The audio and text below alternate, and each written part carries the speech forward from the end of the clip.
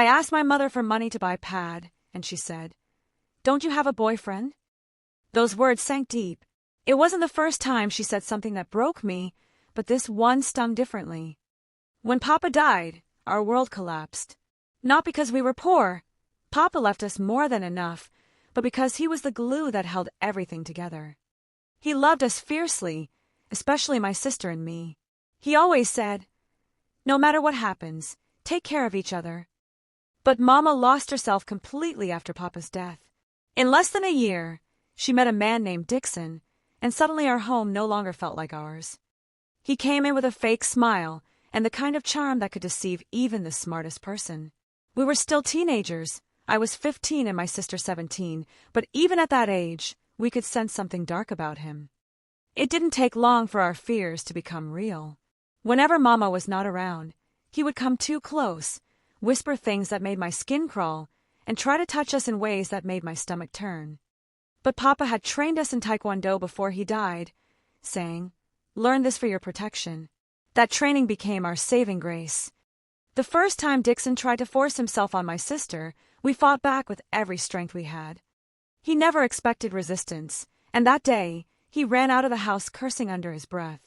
We were trembling and in tears, but at least we were safe. When Mama returned, we told her everything, every single thing.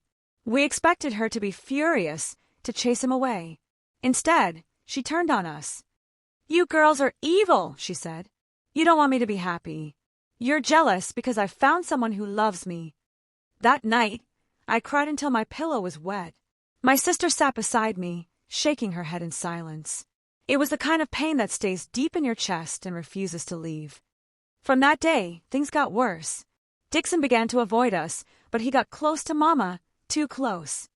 Before long, he started handling Papa's documents, pretending to help with business matters. We didn't know how he did it, but one morning, Mama woke up to find the house almost empty. Dixon had disappeared with Papa's money, land papers, and documents. The scream that came from Mama's room that day still echoes in my head. She rolled on the floor, beating her chest, shouting curses into the air. "Dixon, it will never be well with you. You will suffer for this wickedness." My sister and I stood in the corner, speechless. We wept, not for Dixon, not even for Mama, but for Papa, for the man who would be turning in his grave if he saw what his home had become. Our younger brother, just a boy, went to console Mama, but my sister and I couldn't. To us, she had chosen that man over us. She had chosen blindness over truth. From that day, she became a different person. She started treating us like enemies. She stopped caring, stopped asking if we had eaten, stopped showing any warmth. When our monthly flow came and we asked her for money to buy pads, she looked at us and said, "Didn't you say Dixon wanted to sleep with you girls? That means you are mature enough. Go and meet your boyfriends and stop disturbing me." At first, we laughed nervously, thinking she was joking. But she wasn't. She meant every word. We began cutting pieces of old clothes and using them as pads. Sometimes, we would wash them at night and dry them behind the house so no one would see. The shame of it all burned inside me. Then one day, my sister fell ill. She was running temperature and shivering. I begged Mama for money to buy medicine. She didn't even look up from her mirror as she applied her lipstick. "Doesn't she have a boyfriend?" she said. "She's 18 now. Tell her to call those boys that are toasting her." I stood there frozen, my mouth open in disbelief. Then she turned and faced me. "You girls don't know your worth. You think it's only about books. Look at your body, see your chest, see your hips. These things are not decorations. Use your sense. You don't need to sleep with men, but at least collect small money. Even if it's transport fare, collect it." She went back to her makeup like she hadn't just said something so cruel.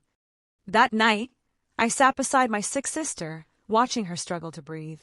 I had no money, no medicine, and no strength left to cry. It dawned on me that if my sister and I remain here, Mama will turn us to low-key prostitute. I looked up and whispered, "God, if you can hear me, please help us." And he did. I remembered my paternal grandmother in Enugu, Papa's mother. I borrowed a phone and called her, my voice shaking as I told her everything. By the next morning, she was already on her way to Lagos. Mama wasn't home when Grandma arrived. She had gone out with our little brother.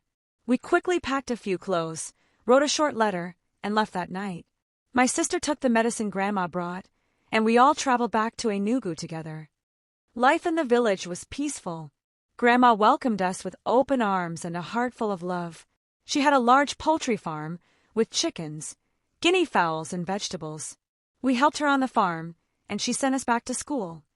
By the time we finished secondary school, we already knew how to run a farm and take care of ourselves. Our little brother joined us later after we convinced him to leave Lagos. Mama never came to visit. She never even called until my sister was about to get married. When she heard, she only said, "Let them pay the dowry to me. It's my right." She didn't come for the wedding. We sent her pictures instead. Now she calls sometimes, tired, lonely, and full of regret. She asks for small money or airtime. We send what we can, but not out of love, out of pity. Because no matter what, she is still our mother. But each time I remember everything she put us through, one thought always comes to mind. If you have a good mother, you don't know what God has done for you. A mother's pain should never become her daughter's punishment. When a woman forgets her role as a guide and protector, she leaves her daughters vulnerable to the same darkness she was meant to shield them from. If this story inspired you, kindly comment, share, and like. Please subscribe. It means a lot to us.